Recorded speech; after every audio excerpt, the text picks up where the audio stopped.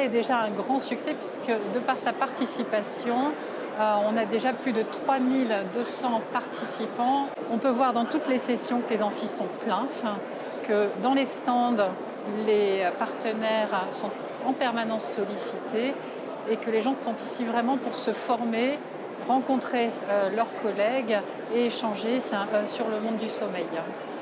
Alors déjà sur le plan de la clinique, un des projets qui va être très porteur dans les années à venir, c'est la création de réseaux du sommeil. Ce matin, on parlait de mettre en place des réseaux pédiatriques. Je pense que la SFRMS a vraiment un rôle primordial à jouer dans cette structuration de réseau. Et lors du congrès, les gens peuvent se rencontrer, échanger sur leurs difficultés, sur leurs avantages pour pouvoir justement créer ce type de réseau.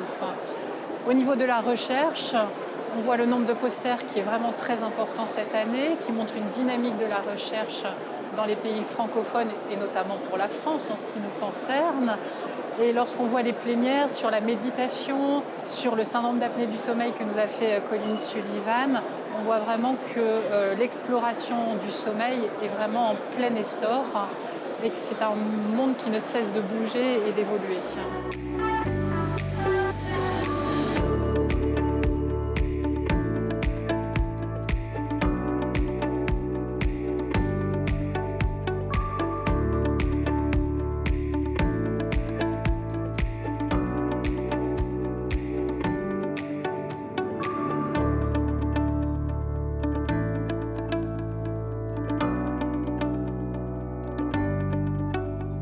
Un programme scientifique, comme chaque année, extrêmement intéressant, tant sur le plan sommeil en général que sur le plan respiratoire. Donc avec une séance inaugurale très intéressante de la part de Colin Sullivan. On arrive finalement à un traitement qui a vraiment révolutionné la thérapeutique des patients qui présentent un syndrome d'apnée du sommeil. Un symposium sur la stimulation de l'hypoglosse et puis comment pouvoir moduler les muscles des voies aériennes supérieures pour le traitement là aussi alternatif du syndrome d'apnée du sommeil. On va avoir des résultats intéressants du groupe de travail commun de la SPLF SFRMS sur un aspect de traitement des apnées du sommeil qui est le télémonitoring. Et puis enfin, il y aura des sessions de communication orale avec quelques nouveautés scientifiques qui seront intéressantes à écouter.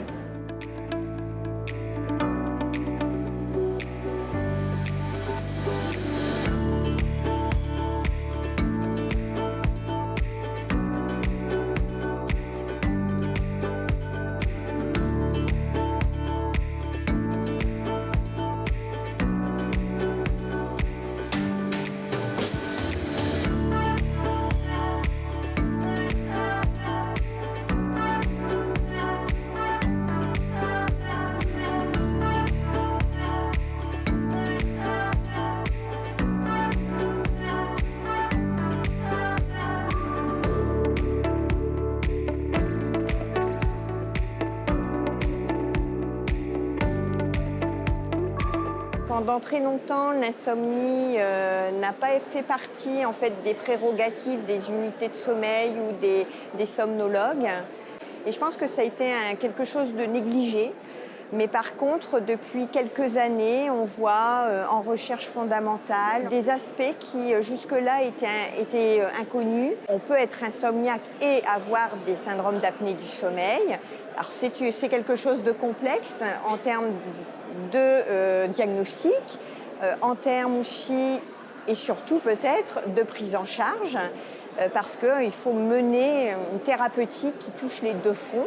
Un travail en binôme, multidisciplinaire, peut vraiment aider à la prise en charge. On va reprendre point par point ce qui peut intéresser directement notre communauté en termes cliniques.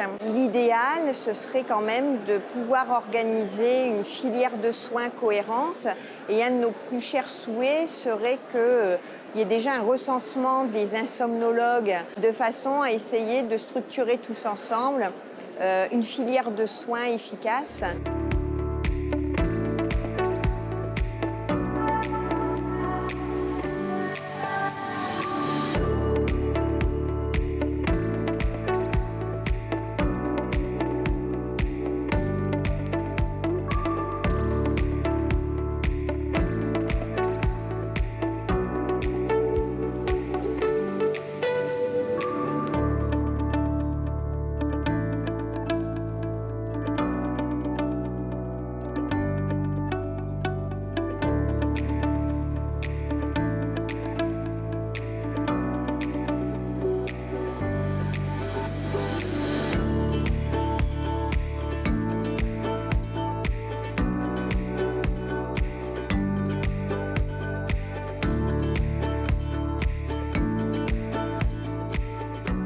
voit cette année de nouveaux arrivants dans le congrès du sommeil. Les médecins généralistes commencent à être de plus en plus nombreux, ce qui montre bien que le sommeil, les pathologies du sommeil les préoccupent, ils veulent les prendre en charge, ils veulent probablement diminuer la prescription de somnifères, mieux dépister le syndrome d'apnée du sommeil.